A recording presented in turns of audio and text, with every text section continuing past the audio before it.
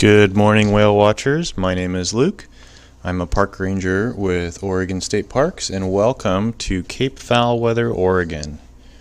Today we're doing a couple-hour little test, a little spring whale watch week preview. We're testing out a new location up here, showing everybody a new viewpoint here on the central Oregon coast. We're going to spend a couple hours. We're going to look for some whales, we're going to look for a lot of other wildlife and talk about some of the other neat things that you can see from up here on this beautiful viewpoint. Usually, this time of year, we would just about be kicking off the Spring Whale Watch Week event here on the Oregon coast. But as everybody is pretty well aware, this is a little different spring for a lot of folks. And so we know that a lot of people are home right now, just staying kind of by themselves, staying isolated and trying to be safe, using good hygiene and just trying to hunker down for a little while. And so we hope that we can, over the next week or so, bring you some nice views from the Oregon coast and hopefully help people have a little fun.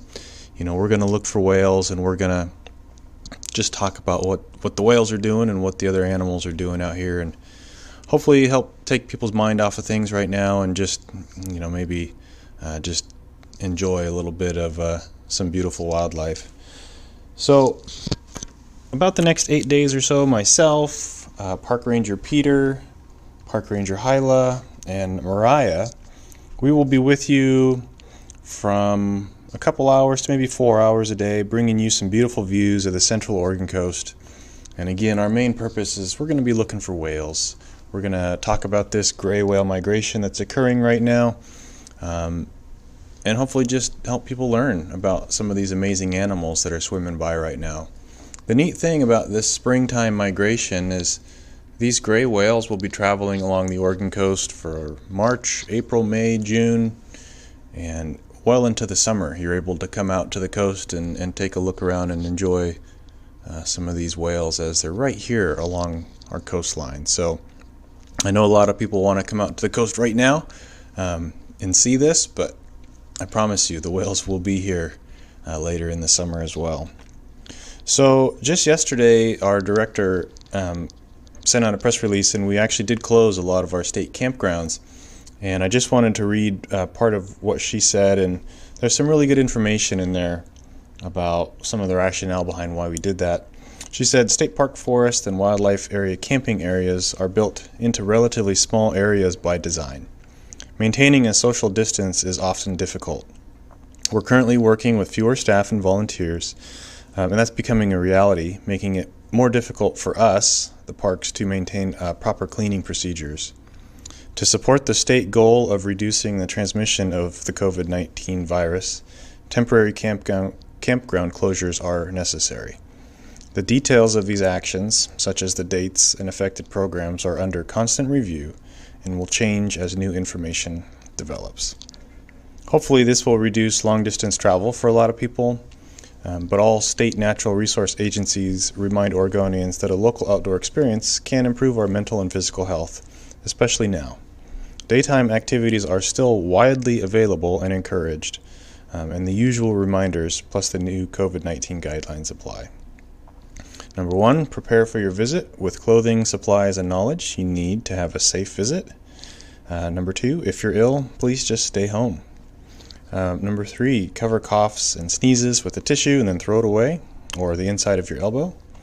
Number 4, please avoid touching your face. It's always a good idea to wash your hands regularly with soap and water for at least 20 seconds, and it's up to you to practice good personal hygiene. And not every place at a park can be kept clean at all times. And finally, if a place is so crowded when you go out to enjoy the nice weather or your local park, and you can't maintain a healthy social distance of at least 6 feet, maybe go find a little different place to look. And so I can tell you from our personal experience out here on the Central Coast, a lot of people have been coming to our parks the last week or so, and it's actually been kind of overwhelming. Most of our day use areas are way beyond capacity right now. So if you are thinking about coming to the coast, I'm going to ask you to kind of rethink that, and hopefully you'll be able to just join us on our live streams, see what we're seeing, have fun. You can ask us questions about whales and seals and sea lions, and I've even seen our little family of peregrine falcons up here today. So Sorry for the super long intro. I know you guys, everybody just wants to look for whales, and so that's what we're going to do now. As soon as we got up here this morning, there was a huge gray whale just about a half a mile in front of us, and so myself and Park Ranger Peter will be kind of keeping our eyes out here for the next couple hours. But while we're getting started, let me show you around this new viewpoint and kind of show you some of the neat things that we can see from up here. So that island right in front of us, that is called Gull Rock. That's just in front of the little coastal community called Otter Rock. And if I pan a little bit further down to the south, let me zoom in down here. So we've got a few more islands to the south of us. That one right in the center of your screen now, that's Otter Rock. That's directly in front of Beverly Beach State Park. And if you look a little further, I'll keep zooming in here. This is the Yaquina Head Lighthouse. This is several miles from our location right now, and you can see there's a lot of things in the water out there around. Those are a lot of fishermen today. If you've looked at the ocean, you can see it's so calm right now. We're going to see hopefully a lot of beautiful wildlife. So let me keep zooming in here. Lots of fishermen out and around that lighthouse today.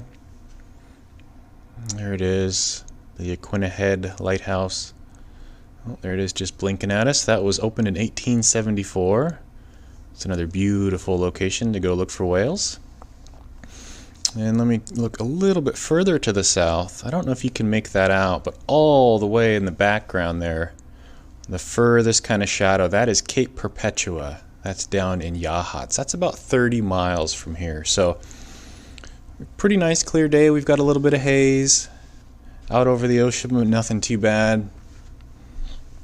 So I'll kind of bring the camera back over here in front of us, and we are going to look for some whales. As soon as we see some, we will be sure to get the camera zoomed in on them, and maybe I'll even convince Park Ranger Peter to tell you what's going on. He's way better at it than I am. So thank you for joining us. Be sure to leave a comment in the chat box. Where is everybody joining us from today?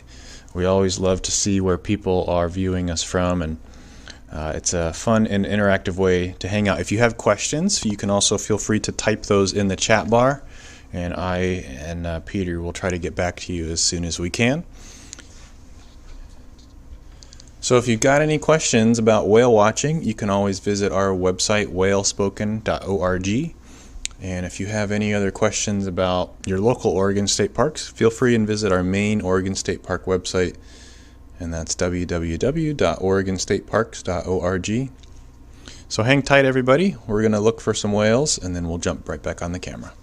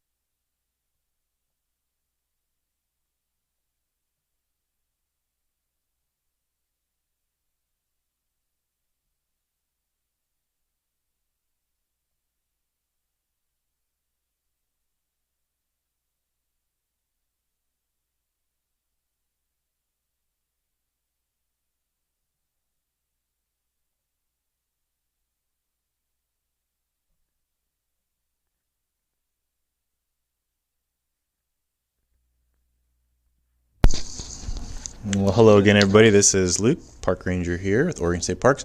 So we just turned our camera up to the north. This is our view looking north.